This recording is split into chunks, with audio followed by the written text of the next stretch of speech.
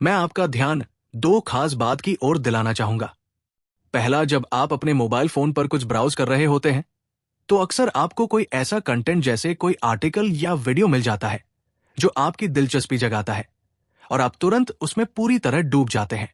लेकिन सिर्फ 1 या 2 मिनट के अंदर ही आपका सब्र जवाब दे जाता है और आप उस कंटेंट को छोड़कर कुछ और ढूंढना शुरू कर देते हैं।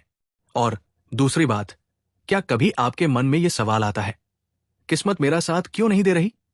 मैं लगातार कोशिशें कर रहा हूं, कड़ी मेहनत कर रहा हूं और मैं सचमुच ईमानदार भी हूं।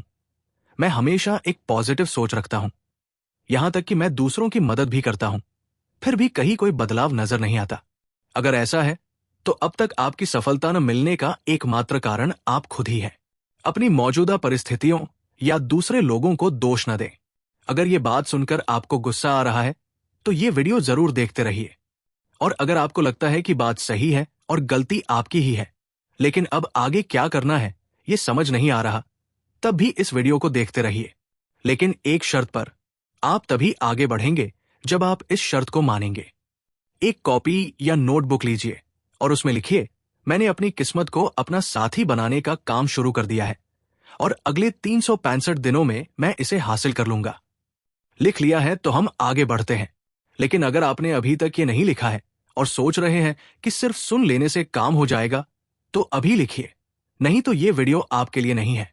लक्ष्य लिखने के पीछे का विज्ञान मैं बाद में समझाऊंगा।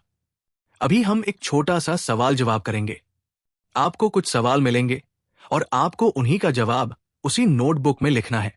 पहला सवाल यह है कि आपको पहली बार कब महसूस हुआ कि आप अपने मनचाहे परिणाम हासिल नहीं कर पा रहे हैं। कोई सटीक तारीख जरूरी नहीं है, बस कोई घटना या समय याद कीजिए जिसने आपको ऐसा महसूस कराया और उसे लिख दीजिए। दूसरा सवाल है कि उस घटना के बाद क्या आपको कभी सफलता की कोई झलक मिली थी? अगर मिली थी तो वो कौन सा पल था, उसे लिखिए, चाहे वो सफलता पूरी तरह मिली हो या नहीं। जवाब हाँ हो या ना, दोनों बहुत महत्वपूर्ण है, इसलिए ईमानदारी से लिखिए। अब आपको अपने जवाबों को समझना है और यही इस वीडियो का सबसे महत्वपूर्ण हिस्सा है। विज्ञान कहता है कि कोई भी एक विचार तुरंत हमारे विश्वास का हिस्सा नहीं बनता, उसे बार बार दोहराना पड़ता है। न्यूरोसाइंस के अनुसार जब आप किसी एक सोच को कई दिनों या हफ्तों तक दोहराते हैं तो वो आपके दिमाग में मजबूत हो जाती है और अगर ये महीनों तक चलता है तो वही सोच आपका पक्का विश्वास बन जाती है। अब अपने पहले जवाब को देखिए। क्या आपने लिखा था कुछ हफ्ते पहले या कई साल पहले? अगर ऐसा है तो असफलता के बारे में आपकी सोच अब आपके विश्वास का हिस्सा बन चुकी है। लेकिन घबराने की जरूरत नहीं है, इसे बदला जा सकता है। और जो बेचैनी आप अभी महसूस कर रहे हैं वही बदलाव की शुरुआत है। अब दूसरे सवाल को देखिए। अगर आपको सफलता की झलक मिली थी और वो आगे चलकर पूरी सफलता में बदल गई तो आप सही दिशा में थे।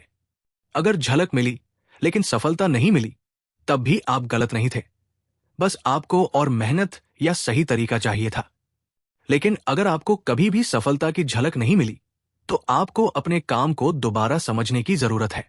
अब आपके सामने दो जरूरी काम हैं।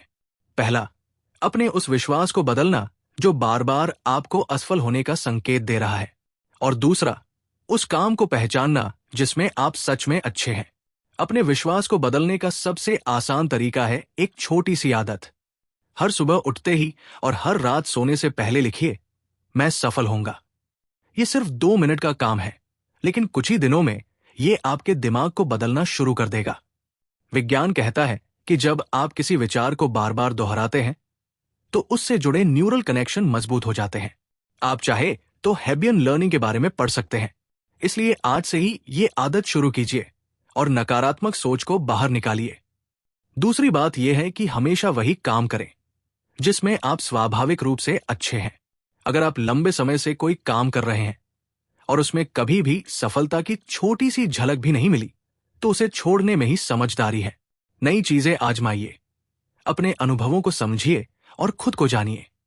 अगर आप एक नौकरी करते हैं तो ऐसी स्किल्स पहचानिए जिसमें आप सबसे बेहतर हैं, जैसे प्लानिंग करना, प्रेजेंटेशन देना या टीम को लीड करना।